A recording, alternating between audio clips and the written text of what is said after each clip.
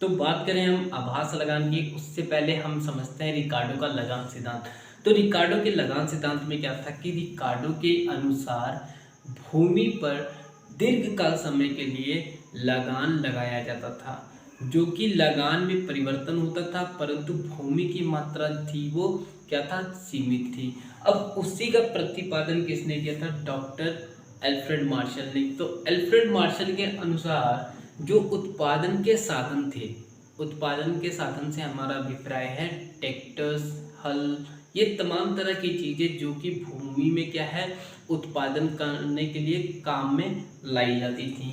तो उनके अनुसार ये क्या है, अल्पकाल में, देखिए शॉर्ट टर्म में जब कृषि का प्रोसेस चल रहा होता है भूमि के ऊपर, तो वहाँ पे जो ये साधन होते हैं ये फ्री हो जाते हैं।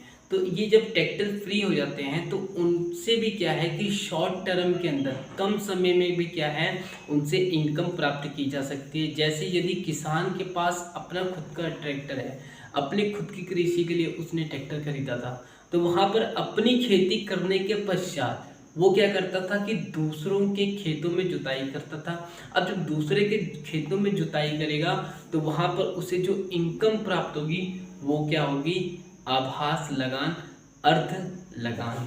देखिए ये लगान तो होता था पर इसको लगान माना नहीं जाता था। इसको अधिकतम वो किसके रूप में मानते थे, आय के रूप में मानते थे। पर जब साधनों का उपयोग करते थे तो उन साधनों का ये क्या होता था, किराया होता था। तो इसी कारण इसको नाम दिया गया आभास लगान का। तो आइए पढ़ते हैं कि डॉक्टर अल्फ्रेड मार्शल का क्या कहना है। डॉक्टर मार्शल ने भूमि के अतिरिक्त मनुष्य द्वारा बनाए गए उन साधनों से प्राप्त अतिरिक्त आय के लिए किया है जिनकी पूर्ति अल्पकाल में स्थिर रहती है। देखिए बहुत ही सिंपल सा है कि डॉक्टर मार्शल ने भूमि के अतिरिक्त यह, उनका यह मानना था कि भूमि से ही केवल आपको लगान प्राप्त नहीं होता, मनुष्य द्वारा बनाए गए उन साधनों से भी प्राप्त अतिरिक्त आय लिए जाते हैं जो कि मनुष्य द्वारा बनाए गए हैं, जैसे कि tractor, machines, car, motors, bike, इन सभी तमाम प्रकार की जो चीज़ें होती हैं इन सब से क्या है, इनकम प्राप्त की जाती है जिनकी पूर्ति अल्पकाल में स्थिर रहती है। ये क्या है, शॉर्ट टर्म में क्या है कि कम समय में, जैसे अगर आपके 4 बीघा ही खेत है तो एक ट्रैक्टर उसे कर सकता है। यदि आपके पास लगभग 400 बीघे हैं तो एक से अधिक ट्रैक्टरों की संख्या में घटौती या बढ़ोतरी की जा सकती है। तो इसीलिए जो इनकी पूर्ति है वो क्या है, अल्पकाल में कम समय में क्या होती है, स्थिर रहती है।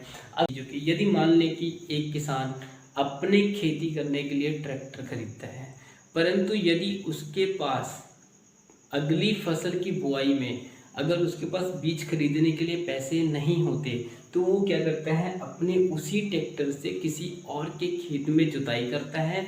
वहाँ पर जो उसे एक्स्ट्रा इनकम मिलती है या अलग से जो इनकम मिलती है वो उसका कहाँ पे उपयोग करता है, अपने खेत में उत्पादन करने के लिए। तो जब वो अपने खेत में उत्पादन करेगा तो क्या है, उसकी उत्पादन की क्षमता भी बढ़ जाएगी और उसे जो इनकम प्राप्त हो रहा होगा दूसरे के खेतों में जुताई करने से, वो क्या होगा, उसके लिए आभास लगान होगा।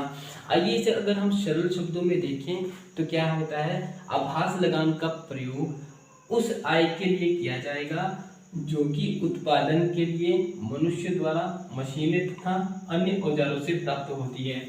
देखिए यदि हम बात करें एक मैकेनिक की तो वो क्या करता है, एक ही बार अपने औजारों को खरीदता है और एक ही औजारों से क्या है, तमाम प्रकार की अलग अलग गाड़ियों की क्या करता है, सर्विसिंग करता है।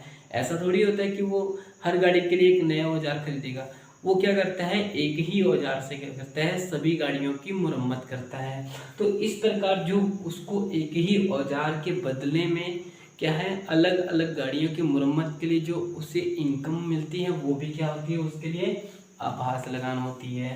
तो ये था हमारा आभास लगान का टॉपिक, जहाँ पर क्या है कि आपको अपनी प्रोडक्शन के प्राइस और मार्केट प्राइस के अलावा भी क्या है, एक्स्ट्रा इनकम होती है, वहाँ पर क्या होता है, आभास लगान होता है।